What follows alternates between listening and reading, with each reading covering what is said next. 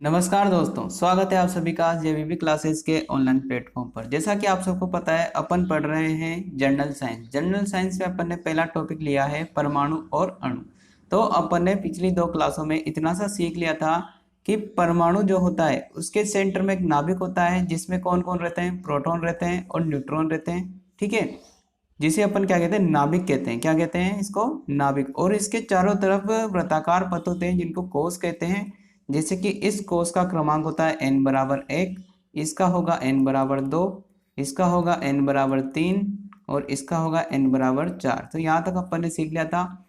बल्कि इनके नाम भी अपन ने लिख लिए थे कि इसका नाम है k, इसका नाम है l, इसका नाम है m, इसका नाम क्या है m, क्या है m।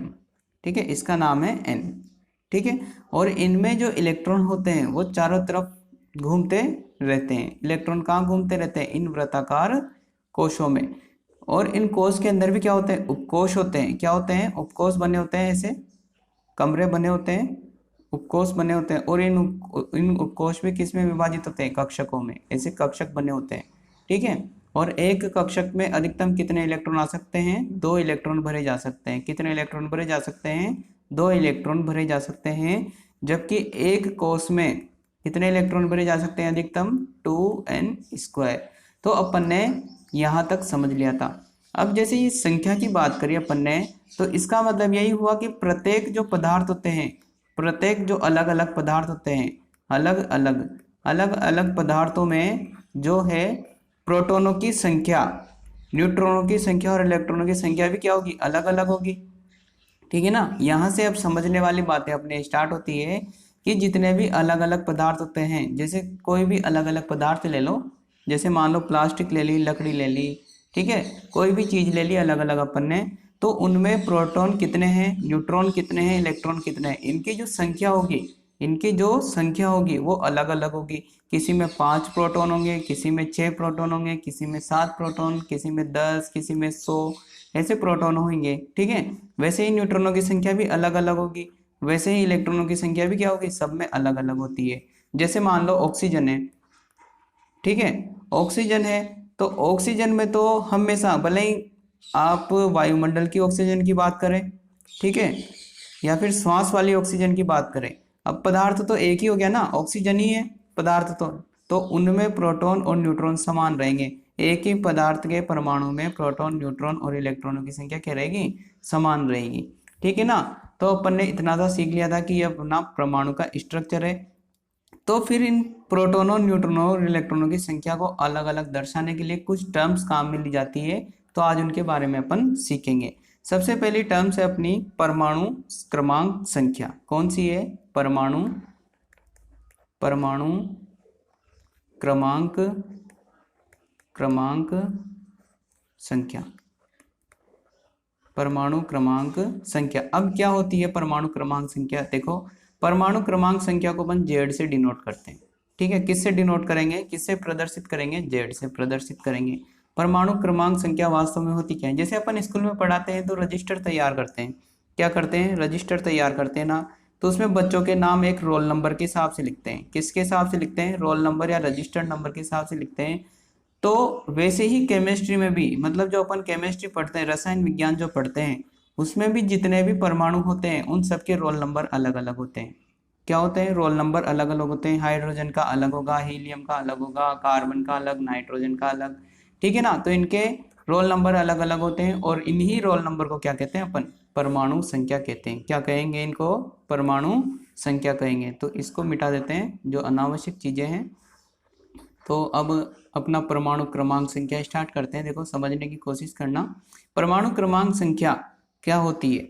ठीक है ना। जैसे मैंने अभी थोड़ी देर पहले बताया कि प्रत्येक परमाणु में जो नाभिक होता है उसमें प्रोटॉनों की संख्या और न्यूट्रॉनों की संख्या अलग अलग होती है। जैसे मान लो इसमें 1 है प्रोटॉन, क्या है? प्रोटॉन 1 है, इसमें 2 है, इसमें 3 मान लो, इसमें 4 मान लो।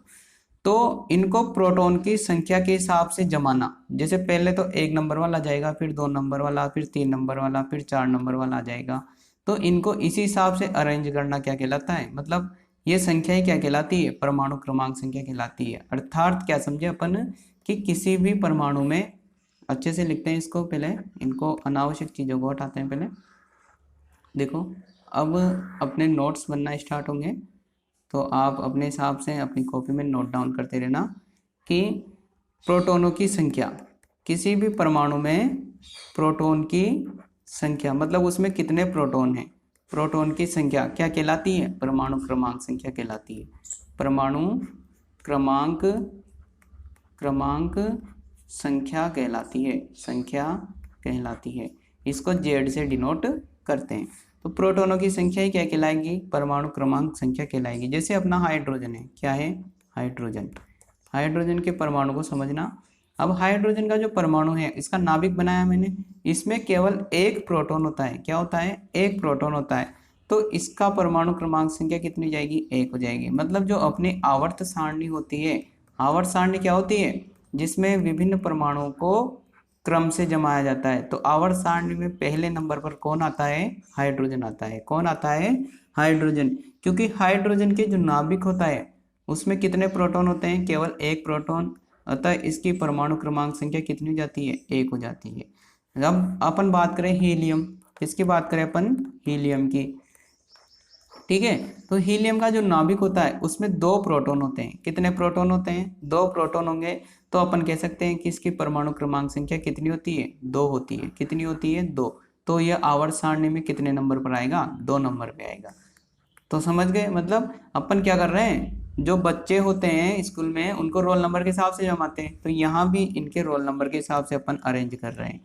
ठीक है, तो पहले नंबर पर कौन आ गया, हाइड्रोजन। दूसरे पर कौन आ गया, हीलियम। तो इसी प्रकार से जितने भी 118 तत्व है उनको उनकी प्रोटॉन की संख्या के आधार पर जमाया जाता है। क्योंकि सब में, किसी में एक होता है, किसी में दो प्रोटॉन, किसी में तीन, किसी में चार, किसी में पाँच। तो ऐसे 118 तक चलते जाते हैं और उनको इस व्यवस्था से अरेंज किया जाता है। तो कुल मिला के सिंपल सी बात है कि किसी भी परमाणु में, किसी भी परमाणु में उपस्थित प्रोटॉनों की संख्या क्या कहलाएगी, अपने पास क्या कहलाती है, परमाणु क्रमांक संख्या कहलाती है। जिसको अपन किससे डिनोट करते हैं, जेड से डिनोट करते हैं। तो यही इसकी परिभाषा हो जाएगी कि परमाणु में प्रोटॉन की संख्या परमाणु क्रमांक संख्या कहलाती है, जिसे जेड से डिनोट करते हैं। अब अपन बात करते हैं उदासीन परमाणु की। किसकी बात करते हैं, उदासीन परमाणु। अब ये उदासीन परमाणु क्या होता है, ठीक है, न्यूट्रल एटम। मतलब जिस पर न तो प्लस चार्ज हो न ही माइनस चार्ज हो। मतलब उस पर कौन सा आवेश होना चाहिए, जीरो। उस पर कोई आवेश नहीं होना चाहिए। तो उसे कहते हैं अपन उदासीन परमाणु। क्या कहते हैं उसको, उदासीन परमाणु। तो उदासीन परमाणु में जितने प्लस होंगे उतने ही माइनस होंगे, तभी तो कट के, जैसे मान लो प्लस के 5 है तो इसको जीरो बनाने के लिए किससे, इसमें क्या जोड़ेंगे, माइनस के 5। मतलब जितने प्लस होंगे उतने ही माइनस होंगे, तभी तो ये जीरो बनेगा, तभी तो उदासीन बनेगा। तो मान लो इसमें 5 प्रोटॉन है, प्रोटॉन धनावेशित कण है, तो 5 ही इसमें क्या होने चाहिए, 5 ही क्या होने चाहिए, इलेक्ट्रॉन होने चाहिए। तभी तो ये क्या होगा, ये कट, इनके आवेश कट के जीरो हो जाएगा, तभी तो ये उदासीन परमाणु हुआ। अर्थात अपन कह सकते हैं कि जो उदासीन परमाणु होता है उसमें प्रोटॉनों की संख्या, प्रोटॉन की संख्या किसके बराबर होती है, प्रोटॉन की संख्या बराबर होती है इलेक्ट्रॉन की संख्या के बराबर। किसके बराबर होती है, इलेक्ट्रॉन की संख्या के बराबर। अपन जितने भी परमाणु पढ़ते हैं ना, वो सब उदासीन परमाणु ही पढ़ते हैं। तो उदासीन कहें चाहे मत कहें, ठीक है, अगर परमाणु शब्द भी आ रहा है, ठीक है ना, परमाणु शब्द भी आ रहा है, अगर क्वेश्चन में परमाणु शब्द भी आ रहा है तो अपन उदासीन से ही समझेंगे। ठीक है, तो परमाणु में क्या होता है, जितने प्रोटॉन होंगे उतने ही उसमें इलेक्ट्रॉन होंगे। ठीक है ना, जितने परमाणु, जैसे ये अपना है, ठीक है, तो मान लो इसमें कितने इलेक्ट्रॉन बना दिए मैंने, 1 2 3 4, 4 इलेक्ट्रॉन बनाए, तो इसमें 4 ही प्रोटॉन होने चाहिए अंदर। ठीक है ना, इसका मतलब क्या हुआ, अगर इसमें बाहर कितने होते, 8 इलेक्ट्रॉन होते, मान लो 8 इलेक्ट्रॉन होते, तो इसमें 8 ही प्रोटॉन होते अंदर। तो समझ गए, जितने प्रोटॉन होते हैं उतने ही इलेक्ट्रॉन होते हैं। यानी कि परमाणु में क्या होते हैं, जितने प्रोटॉन होंगे उतने ही इलेक्ट्रॉन होंगे। और थोड़ी देर पहले अपन ने क्या पढ़ा था कि जितनी प्रोटॉन की संख्या होती है वही क्या होती है, परमाणु क्रमांक संख्या होती है। तो अपन क्या लिख सकते हैं, एक लाइन और लिख सकते हैं कि परमाणु में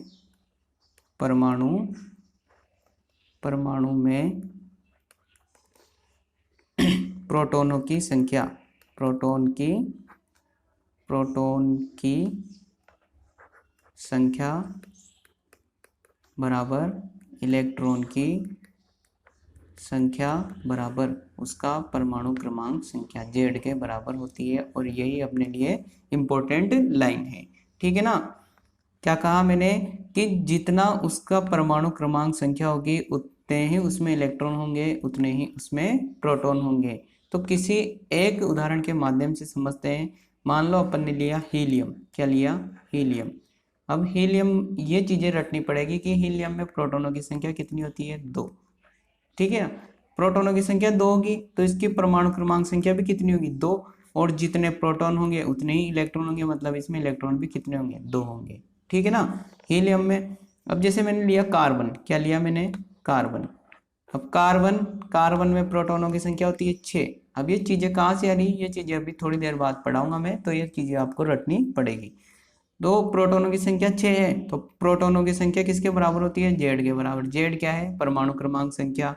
तो ये भी किसके बराबर होगी? 6 के बराबर। किसके बराबर होगी? 6 के बराबर। और जितने प्रोटॉन होंगे उतने ही क्या होंगे? इलेक्ट्रॉन होंगे। तो इलेक्ट्रॉन भी कितने होंगे इसमें? 6। किसमें? कार्बन में, ठीक है। आई बात समझ में? अगर आपको फिर भी कोई डाउट है तो आप कमेंट बॉक्स में जरूर बताना, कि ताकि मैं और उदाहरणों के माध्यम से आपको इसको समझा सकूं अगले क्लास में, ठीक है ना। जैसे हीलियम के पास कितने प्रोटॉन है? 2 प्रोटॉन है, तो इसकी परमाणु क्रमांक संख्या भी कितनी हो जाएगी? 2, ठीक है। तो जितने प्रोटॉन उतने ही इलेक्ट्रॉन लिखते हैं, तो 2 प्रोटॉन है तो 2 इलेक्ट्रॉन हो गए। अब मैंने लिया कार्बन। क्या लिया? कार्बन लिया। कार्बन में प्रोटॉन की संख्या कितनी है? 6 है, तो इसकी परमाणु क्रमांक संख्या भी कितनी हो जाएगी? 6 हो जाएगी। और जितने प्रोटॉन उतने इलेक्ट्रॉन, तो इलेक्ट्रॉन की संख्या भी कितनी आ जाएगी? 6 आ जाएगी, ठीक है ना। तो अपन एक लाइन और लिख सकते हैं अच्छी खासी नोट डाल के, कि नाभिक में कुल प्रोटॉनों की संख्या, नाभिक में रहते हैं प्रोटॉन, नाभिक में कुल प्रोटॉन की संख्या कितनी होती है भाई? ये किसके बराबर होती है? एक तो जेड के बराबर होती है, ठीक है। प्रोटॉन को अपन पी से लिख देते हैं। और ये किसके बराबर होती है? इलेक्ट्रॉन की संख्या के बराबर, यानी कि पी बराबर जेड बराबर ई। तो ये अपने पास एक अच्छी खासी समीकरण टाइप बन गई है, इसको अपन को याद करना है। तो परमाणु क्रमांक संख्या क्या होती है? परमाणु क्रमांक संख्या क्या होती है? ये प्रोटॉन की संख्या के बराबर ही होती है, ठीक है ना। तो आई होप ये परमाणु क्रमांक संख्या आपको समझ में आई होगी। इसके बाद अपन पढ़ते हैं द्रव्यमान संख्या। क्या पढ़ेंगे अपन? द्रव्यमान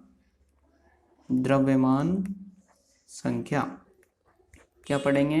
द्रव्यमान संख्या। अब ये द्रव्यमान संख्या क्या होती है? जैसा कि अपन ने थोड़ी देर पहले पढ़ा था। क्या पढ़ा था थोड़ी देर पहले? देखो, ये पढ़ा था अपन ने। ये देखो, नाभिक में क्या होते हैं? प्रोटॉन और न्यूट्रॉन होते हैं ना। तो प्रोटॉन और न्यूट्रॉनों की कुल संख्या परमाणु की द्रव्यमान संख्या कहलाती है। क्या कहा मैंने?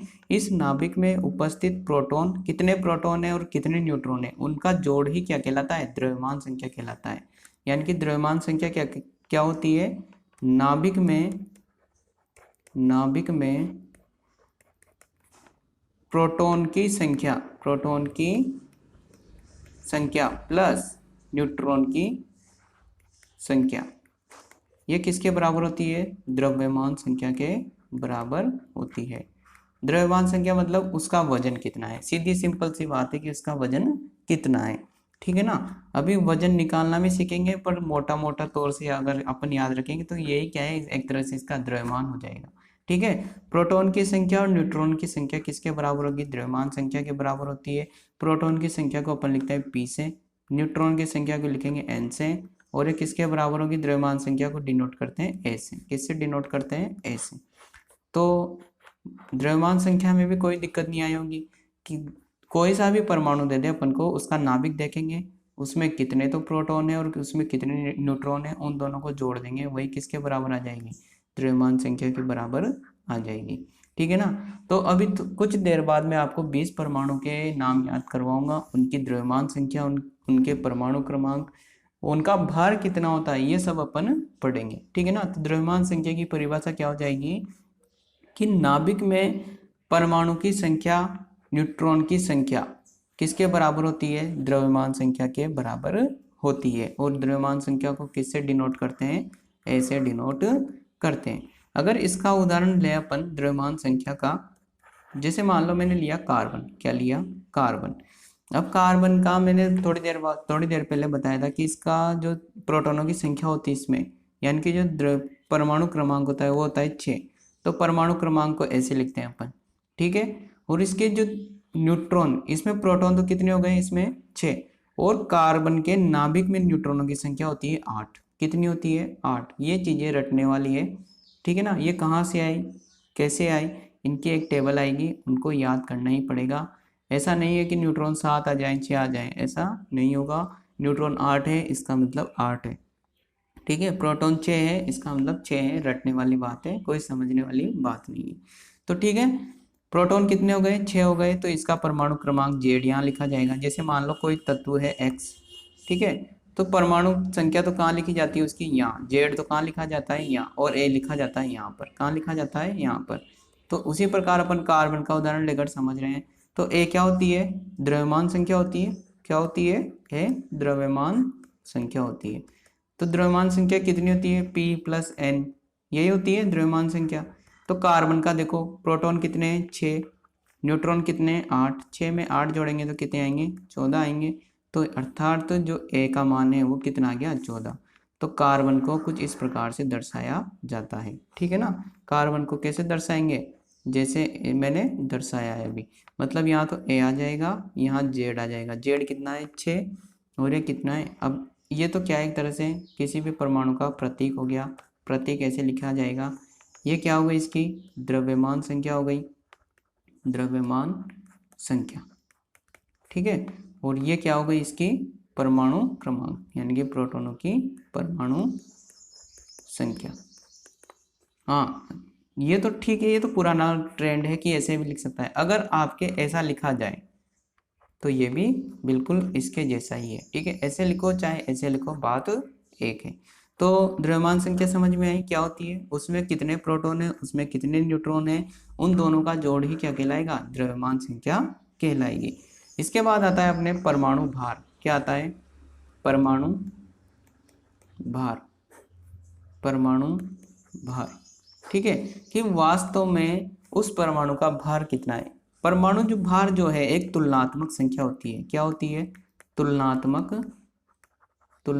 संख्या होती है। क्या होती है? तुलनात्मक संख्या। अब तुलनात्मक संख्या है तो डेफिनेटली इसकी तुलना किसी न किसी से की जाती होगी। तो इसकी तुलना किससे की जाती है?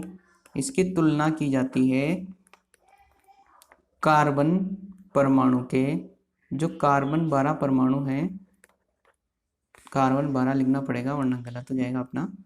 जो कार्बन 12 परमाणु हैं, कार्बन 12 परमाणु,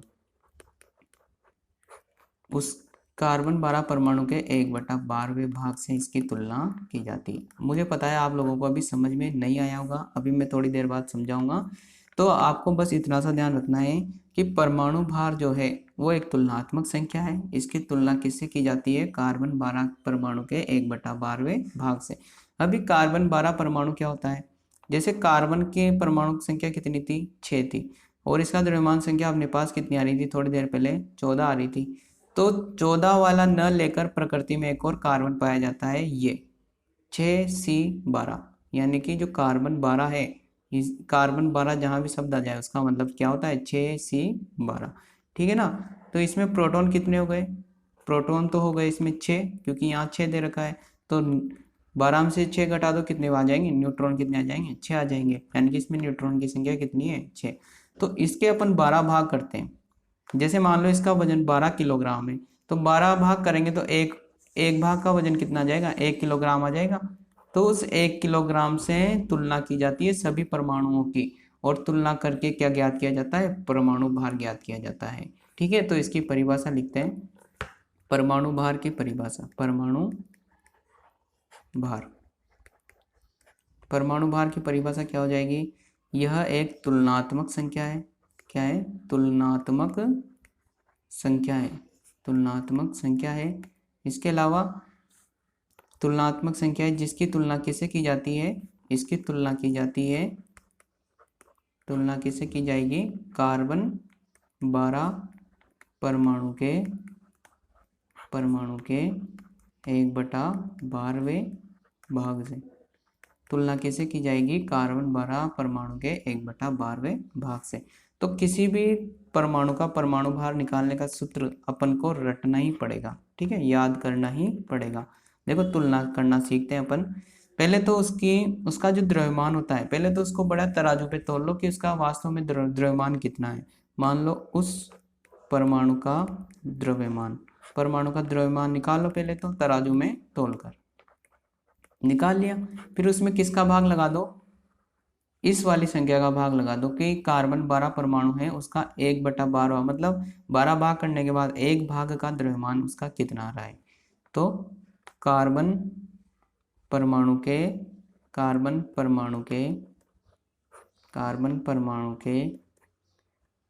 द्रव्यमान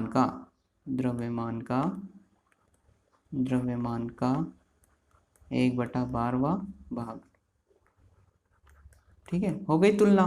तो अपने पास क्या निकल के आ गया? परमाणु भार निकल के आ गया, ठीक है। तो परमाणु भार कैसे निकाला जाता है? पहले तो उस परमाणु का द्रव्यमान निकालेंगे, उसमें किसका भाग लगाएंगे? कार्बन का द्रव्यमान मान लो 12 किलोग्राम है, तो उसके 1/12 भाग कितना हो जाएगा? 1 हो जाएगा, ठीक है। तो 1 का भाग लगा देंगे, तो उस परमाणु का जो द्रव्यमान निकाला वो किस में बदल जाएगा? परमाणु भार में। तो अपन को अगर ज़्यादा समझोगे तो इसमें उलझते जाओगे। सीधी सिंपल सी बात है कि परमाणु भार का सूत्र याद होना चाहिए, ठीक है। इसी में याद हो जाएगा कि तुलना किससे की जा रही है। ये सूत्र याद रखोगे तो अपना काम चल जाएगा। परमाणु भार का सूत्र क्या हो गया? परमाणु का द्रव्यमान बटे कार्बन 12 के द्रव्यमान का 1/12वां भाग। अब अपन कुछ तत्व पढ़ते हैं कि उनके परमाणु क्रमांक क्या होते हैं, उन तत्वों के प्रतीक क्या है और उनका परमाणु भार क्या है। आप लोगों को 20 परमाणु और उनके भार याद होने चाहिए, परमाणु एवं उनके भार। तो जो परमाणु क्रमांक है Z, और इधर लिखते हैं अपन उसका नाम, ठीक है, इधर लिखते हैं उसका प्रतीक और इधर लिखते हैं अपन उसका भार, ठीक है। तो सबसे पहले जैसे मान लो अपन रजिस्टर तैयार कर रहे हैं बच्चों का, तो पहला रोल नंबर आता है हाइड्रोजन का। किसका आता है? हाइड्रोजन का, हाइड्रोजन, ठीक है। हाइड्रोजन का प्रतीक होता है H, इसका भार होता है 1.008। कितना होता है? 1.008। रोल नंबर 2 कौन आता है? हीलियम आता है, हीलियम, ठीक है, छोटे बच्चों की तरह। और इसका प्रतीक होता है He, और इसका भार कितना होता है? 4.003। ये वाली चीज़ अगर आपको याद नहीं हो पाती तो ज़्यादा लोड लेने की जरूरत नहीं है, इसमें से पूछा भी नहीं जाता। अपन ने केवल क्या है, परमाणु भार पढ़ा है ना, तो इस वजह से अपन लिख रहे हैं, ठीक है। नंबर 3 आता है अपना लिथियम। क्या आता है? लिथियम,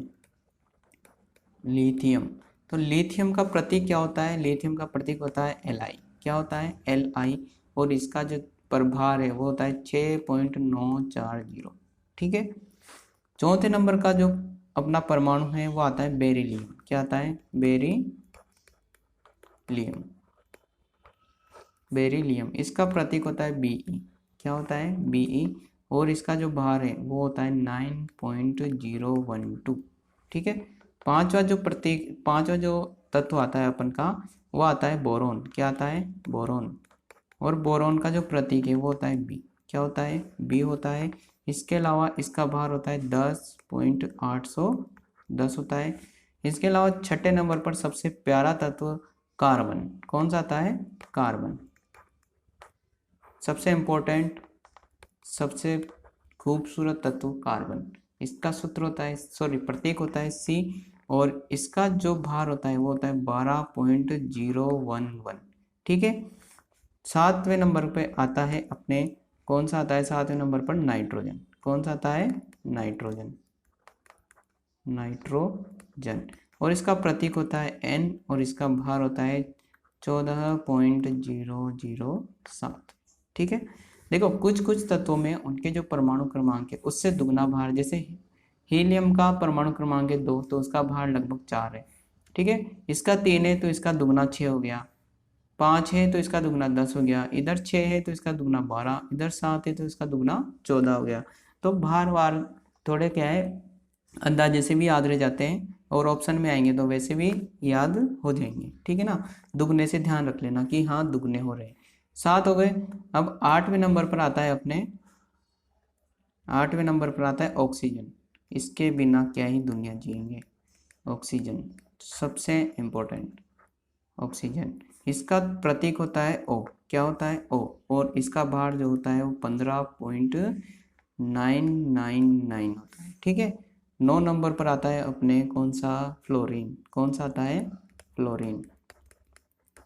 फ्लोरीन का प्रतीक होता है एफ, क्या होता है एफ, और एफ का जो भार होता है वो होता है 18996, ठीक है। 10 नंबर पर आता है अपने नियोन। कौन आता है, नियोन। कौन आता है, नियोन। और नियोन का जो प्रतीक होता है वो होता है Ne। Ne का होता है 10.185। इसके अलावा 11वें नंबर पर आता है अपने सोडियम। सोडियम, सोडियम का प्रतीक होता है Na। क्या होता है, Na होता है। इसके अलावा इसका जो भार होता है 22.990, ठीक है। इसके अलावा 12वें नंबर पर अपने आता है मैग्नीशियम। कौन आता है, मैग्नीशियम आता है।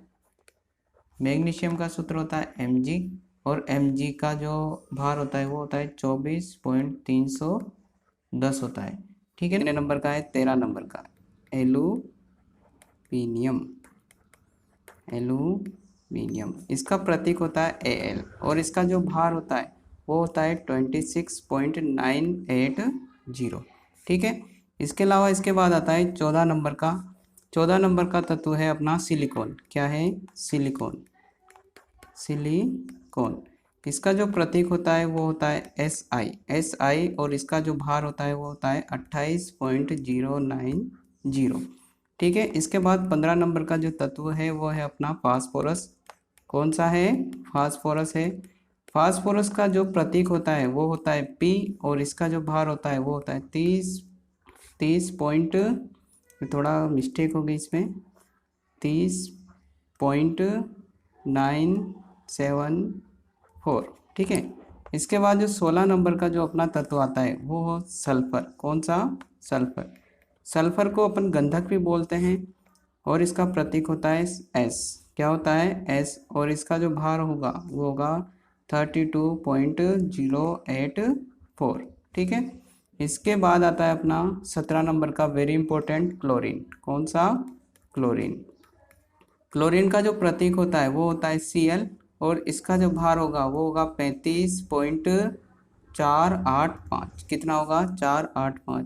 इसके बाद आता है 18 नंबर का। 18 नंबर का है अपने आर्गन। कौन सा है, आर्गन। आर्गन को ऑर्गन भी पढ़ लेते हैं, ठीक है। इसका जो प्रतीक होगा वो होगा Ar। क्या होगा, Ar, और इसका जो भार होगा वो होगा 39.048, ठीक है।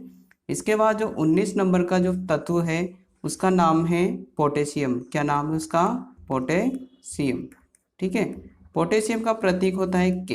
क्या होता है, K, और इसका जो भार है वो होता है 39.102, ठीक है। इसके अलावा जो 20वें नंबर का तत्व है वो है कैल्शियम।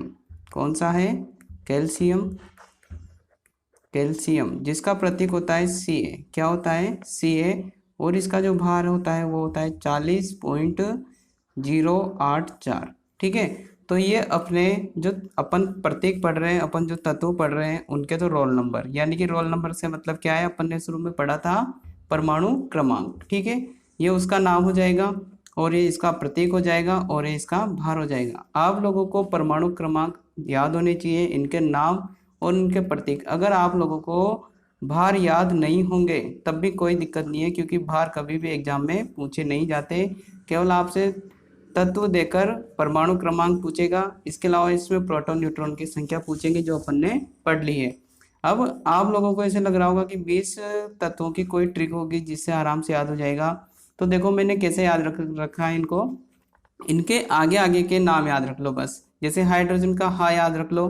तो अगर ट्रिक की बात करें थोड़ी सी, तो मैंने याद रख रखा है हा, ही, ली, बे, बो, का, ना, ओ, फ, नी, सो, मे, ए, सी, पा, स, क, आ, पो, के। तो इस प्रकार से 20 तत्व आराम से याद हो जाएंगे और ये बिल्कुल सीक्वेंस से जमे हुए हैं। जैसे कि इसका रोल नंबर 1 है, यानी कि परमाणु क्रमांक 1 है, इसका परमाणु क्रमांक 2, इसका 3, वैसे चलते जाएंगे और 20 पर खत्म हो जाएंगे। ठीक है ना। जैसे 20वें नंबर का अपन ने पढ़ा था कैल्शियम, तो हाथ से हो जाएगा hydrogen, helium, lithium, beryllium, boron, carbon, nitrogen, oxygen, fluorine, neon, sodium, magnesium, aluminium, silicon, phosphorus, sulphur, chlorine, oxygen oxygen तो ऊपर आ गया ना ये, और ये हो गया आर्गन, पोटेशियम, कैल्शियम। ठीक है, तो इस प्रकार से आप लोग 20 तत्व आराम से याद कर सकते हैं। तो आज की क्लास में अपन इतना ही पढ़ेंगे। इसके बाद जो जो भी अपना मैटर है वो अपन अगली क्लास में देखेंगे। धन्यवाद।